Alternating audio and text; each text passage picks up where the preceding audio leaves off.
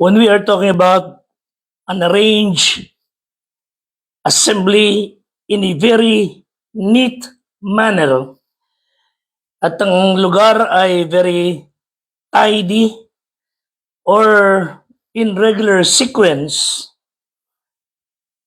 pansin nyo yung sistema ay maganda, maayos, then we could say yung bagay na yun, yung lugar na yun is in order. When we talk about a person who is characterized by being observant of the law, sumusunod sa patakaran, disiplinado, well-behaved, law-abiding, that person has the characteristic of orderliness. Yun po ating pag-usapan ngayong oras na ito at ang Panginoon ay nagbibigay sa atin ng paalala na kung merong dapat maayos ang pamumuhay, kung merong dapat na may sistema, kung meron tao na hangarin is everything should be in order, it should be Christians. Whether you are in authority, whether you are in uniform or civilian, we all must practice orderliness. Gandang hapon po sa inyo lahat. Ito po yung lingkod, Fred de Guzman ng Squad 240 ng Philippine National Police ng Santa Maria, Bulacan. Salamat po sa inyo na nakikiisa. Kasama po ating Squad 240. And those of you who are outside the country, salamat po for joining us. Pag-usapan natin ng orderliness. Ayon sa Ethical Doctrine Manual ng Philippine National Police, its members shall follow original procedures in accomplishing tasks na naka-assign to minimize waste in the use of time, money, and effort. Kasi po sayang ang panahon na lilipas kung walang kaayusan ang paggamit ng oras, pera, of course, higit na ng ating energy. Because pag ito'y nakalagpas na, we just cannot change the past. At kahit anong hangad natin, gumastos man at willing to spend, to step into the time tunnel at bumalik dun sa island of the second chance. There's no way. What's done cannot be undone. Even we are willing to give anything to relieve those years. Itama yung mga pagkakamali and pati yung mga mistakes na we committed. You just cannot do it. Nakaraan na. Gawin natin ngayon, simulan ulit natin ng panibago. Kaayusan or in order. Sapagat yung mga ganung plano or all our such fantasies na kailangan alisin natin, it would never be fulfilled. Yung, sana nagawa ko, sana ginawa ko ito, ngayon natin gawin. Hindi ka na makababalik sa nakaraan. The same with parenting sa ating mga Pilipino, mga tao, it offers only one try per child, one day at a time. You will never be given again an opportunity para ulit-ulitin. Sabi nga ni ibang tao, life is like a coin. You can spend it in any way you wish, but you cannot spend it more than once. Only once. So pagbulay-bulayin natin, yung paalala sa atin ng Diyos, orderliness. The questions are we able to accomplish lahat ng bagay na dapat natin gawin for the day? Yung mga naka-assign na trabaho sa office, mga itinakda sa atin, nagawa po ba natin? If we focus on the assigned task for the day and we get busy doing that assignment, ang laki ho na ma-accomplish. Kung di nagdidili-dali, nagkakandirit ng mga tao, sa na ginagawa isang bagay, mas marami sana magagawa o na-accomplish. There will be times of dilemma, But making right decisions sa gitna po ng dilemma forces us to rethink our priorities. So kapag tayo po ay may dapat gawin, medyo may maraming sumasangat na kaabalahan, pag hindi natin finokus yung isipan natin sa dapat natin gawin, maabala tayo. Yung dapat gawin, hindi natutupad. So we must learn to choose right priorities because that would force us to reconsider yung importansya ng ating ipinanumpaang tungkulin sa Diyos at tungkulin sa mamamayan. And while we try to be in order sa lahat ng bagay o araw-araw, there will always be many voices. Some are loud, some are persuasive, some are convincing para i-derail, ilayo tayo sa gusto ng Diyos, sa dapat nating ginagawa. So mag-ingat po tayo. Sapagat if you listen long enough to those voices, hindi natin magagawa dapat natin gawin, and that might give us confusion, that would lead us, babagal nating trabaho, and finally, well, initially, you would feel pleasure pag sumuhay tayo. Some people would think they would be happy forever pag sinunod yung maling bagay niyon, tinahak yung maling landas, they would enjoy life for the meantime. Tulad nga sinabi ng Bible, sin has pleasure for a season, pero maniningil po yan. And the challenge for us all is to keep an eternal perspective. Na hindi lamang po itong panahon ito, hindi lamang yung mga bagay na inialok sa atin ang magdudulot ng lasting joy and happiness. Lalo kung mali po yung ibubunga, huwag tayong padaya. Ika nga huwag tayong magpauto. There are many elements that would be success-oriented sa tingin natin, who would urge us to ignore your conscience para lamang makamit nila yung kanilang mga pinapangarap. Pabaliwalain nila yung sinasabi ng konsensya. And they would grab all that they could. Pero ang dulot nun ay kahihiyan, kasamaan, o kapahamakan. So, simply consider yourself having the right path. Huwag natin ibigay yung precious moments time sa pagsuway, pakikinig sa maling mga boses, mga maling udyok. Only go God's way. I mean, stay in God's path. Sapagat siya ho ang ang Diyos ho, ang layon niya, ang kalooban niya, ang reliable route to follow. Lalo na pag ang buhay natin ay komplikado. And it's going to be tough. Pero mabuti nang ikaw hindi magsisi sa bandang huli. Because God will reward you for pressing on. God will reward you for your faithfulness. God will reward you for doing things in order.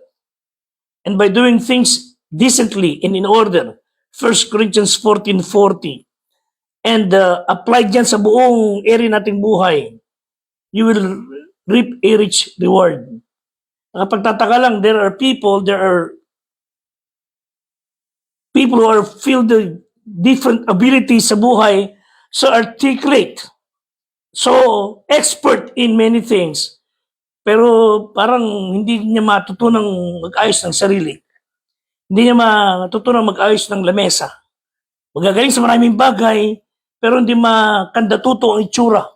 Walang direksyon.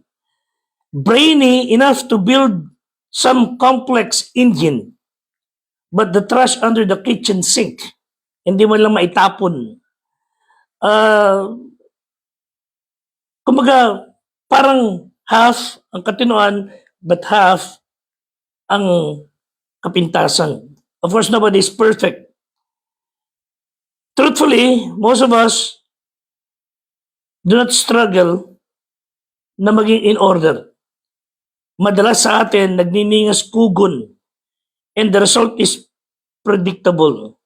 Pag nagpabaya ang tao, all of us, naman sa atin, nagpabaya sa dapat natin gawin, sinayang ang oras, we would burn up valuable energy, and we would lose precious time. So tingnan natin, ang ating sarili? Do you often lose things? Are you usually late sa mga meetings or appointment? Do you put off doing your homework? Saka niyan, saka sisimulan, are we doing things unnecessary, pero yung mga dapat na ginagawa natin are unfulfilled tasks? Are we putting off some important things over things ng patambay-tambay, pakalat-kalat? Kung tayo po ay natuto ng orderliness, gagawin natin kagad ang dapat gawin. Ililigpit ang dapat iligpit. Yung kusa mo, dinampot, kinuwad, doon mo ibabalik. Kung hindi iyo, wag mong pakialaman. Kung mali, wag mong sasabihin. So kung makakasira at makakapamisala aside from the truth of God, yung sasabihin mo, mapang-asar ka lang, huwag mo nang ipagpatuloy. I mean, doing things in order to have what it takes to become a little more efficient. Isa pong investment yan that would reap a rich dividends. Pagka hindi po tayo willing na gawin yung dapat natin gawin, nagdidili-dali tayo, our lives will be marked by mediocrity, haphazardness, disorder. So time spent on the right things is never wasted.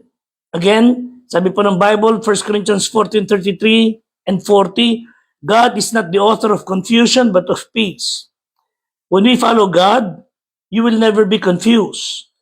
You will have that peace. And as in all saints, church of the saints, let all things be done decently and in order. So again, how do we practice orderliness at work? Simple lang obey instructions. Follow yung standard operating procedure. Huwag yung magaling pa kayo sa boss. Huwag yung magaling pa tayo sa instructions. Unless, pwedeng ganon. But most of the time, huwag na kayo marunong pa sa amo. Huwag kayong nagmamatalino pa sa nakaalam ng bagay. Yes, you may have things to say, pero huwag niya ipilit. Follow instructions.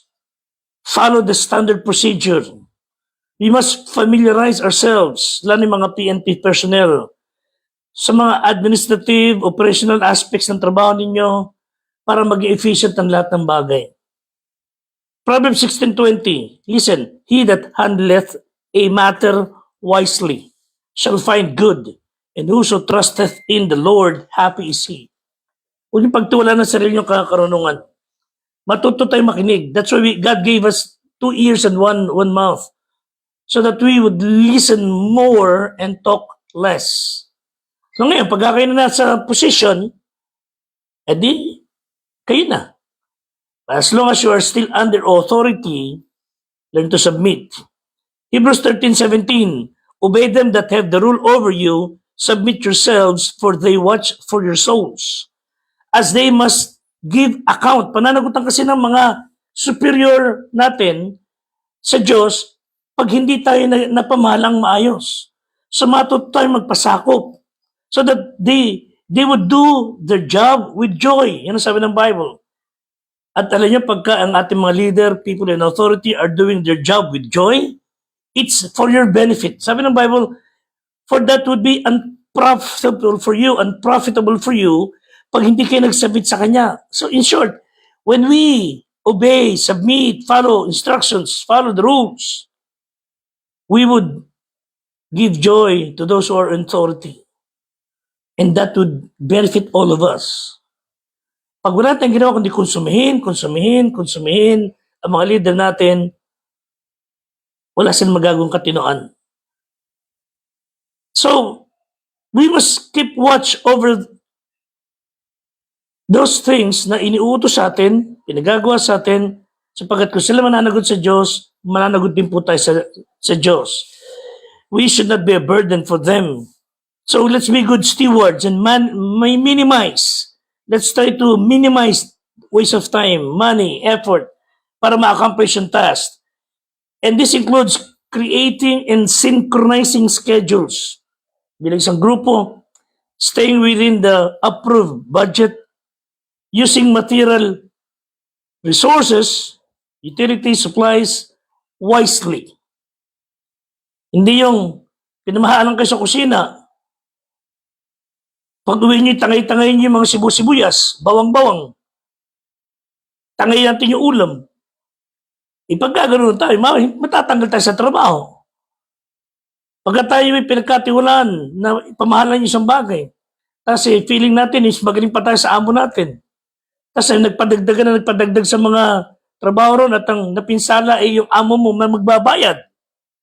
You are such a very lousy na steward. Proverbs 18:15, ang kaisipan at puso ng masinop at mabait, meaning prudent, ay nakakakuha ng kaalaman at ang tenga ng pantas ay naghahanap ng kaalaman. Again, listen more. Ang taong willing to learn ay nakakahanap ng kaalaman.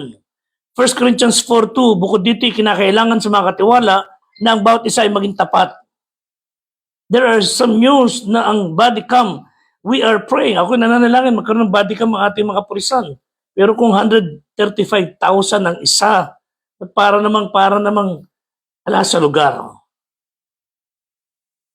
Hindi po pwedeng pagkatiwalaan ng mga taong pag nakahawak ng konting barya, isasamantalahin.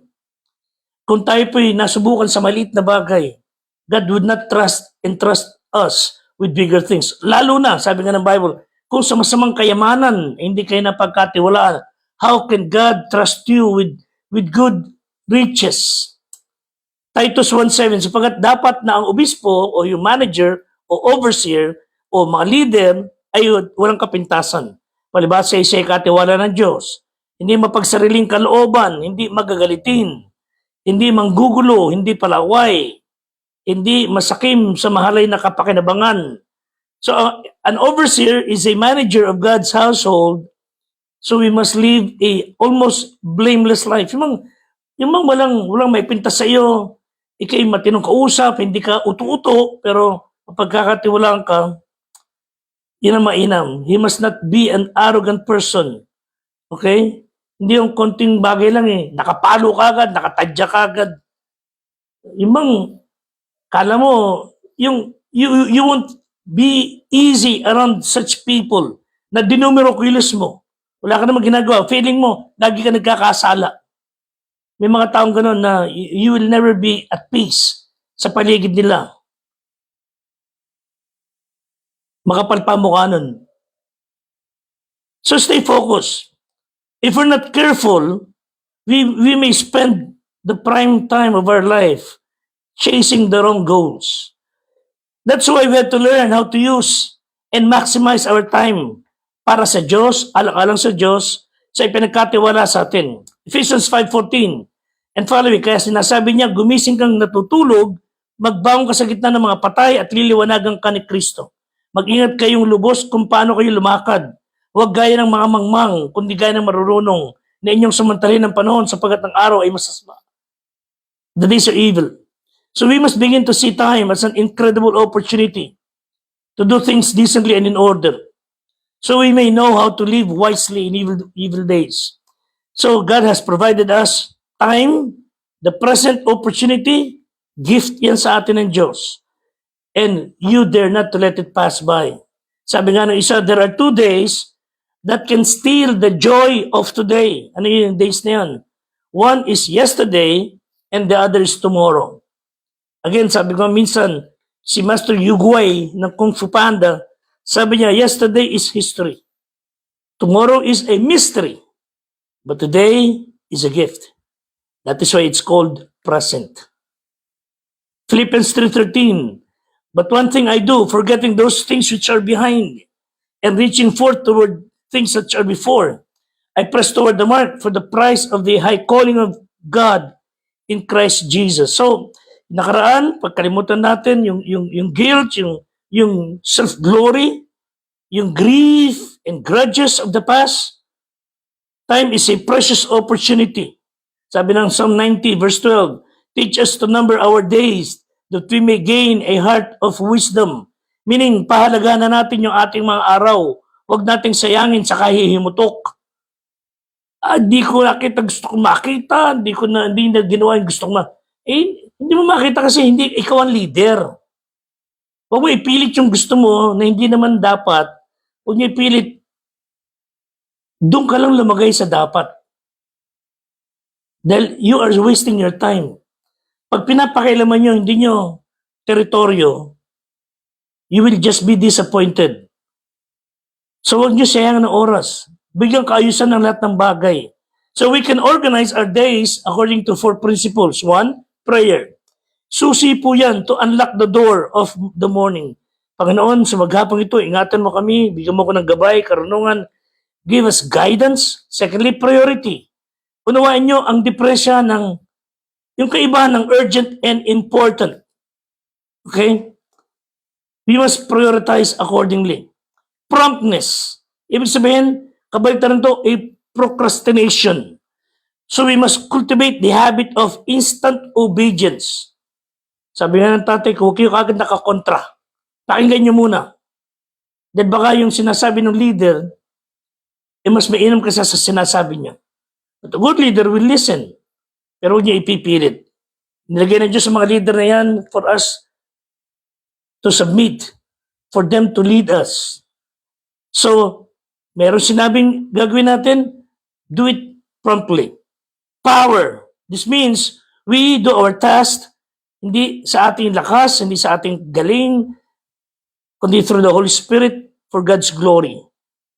Sabi niya, time is such a strange commodity. All you can do is use it or lose it. So we will give account sa lahat na nasasayang nating oras, panahon. So, tulungan natin na ang ating kahapon na nagdulot ng lungkot sa ating puso at kabiguan, hindi na maulit ngayon. So, sabi natin, some people think it's a waste of time na makinig ng mga bagay tungkol sa Diyos. No way. Wala pong sayang na bagay pag nakinig tayo sa ganitong Bible study, inaral natin ang mga katwiran ng Diyos, patakaran ng Panginoon, it's not a waste of time. That is maximizing the precious time na ibinigay sa atin ng Diyos. Sabi ni Charles Hummel, when we fail to wait prayerfully for God's guidance and strength, we are saying, with our action, if not our lips, ito sinasabi natin, if we fail to wait for God's guidance, sabi natin, we do not need Him. Pinakamatindi yung maling-mali yan. You and I need God. So, let all things be done decently and in order. Isang tao, ang napansin niya, yung kaibigan niya, wala na ginawa kundi magligpit, magsilip ng mga gamit-gamit, lahat ng bagay inaayos niya. With all humility, hindi siya maarte, hindi siya yung konting kunwit, nakapalo ka agad, no. Sinabihan siya ng kaibigan niya, bakit ganyan ka palagi? Lahat, inaayos mo lahat ng bagay. Sabi niya, it's been my habit. So let's make it a habit to do all things decently and in order. Ipag-pray niyo po, patuloy ang ating Squad 240. At pagpalain tayo ng Diyos sa ating araw-araw na ginagawa. Sama niyo po si Patrolman Tyrone Espinosa sa ating panalangin. Ganyan din po si Patrolman Reginald de la Cruz, Patrolman Francis Legardo, Police Staff Sergeant Adio Burgess, Police Master Sergeant Fernando Datig, Police Master Sergeant Rudolph Ramos, Police Master Sergeant Ryan Garcia, ang aming Assistant Squad Leader na si Police Senior Master Sergeant Will Ray Guillermo, at ang aming Squad Leader, si Sir Joseph Aquino, ay kasama namin nagpapasalamat sa inyo lahat. Ingat po kayo and may God give you peace. Until next time, salamat po.